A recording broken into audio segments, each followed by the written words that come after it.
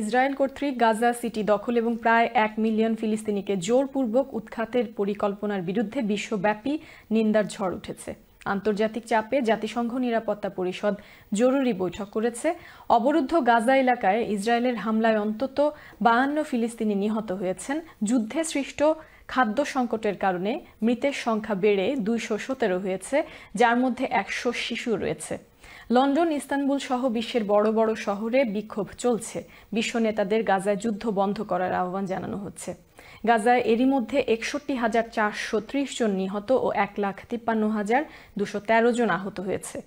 New ইয়র্কে জাতিসংঘের জরুরি বৈঠক চলাকালীন আনীত অভিযোগে নেতানিয়াহু গাজার নাগরিকরা ক্ষুধায় মারা যাওয়ার বিষয়টিকে অস্বীকার করেছেন।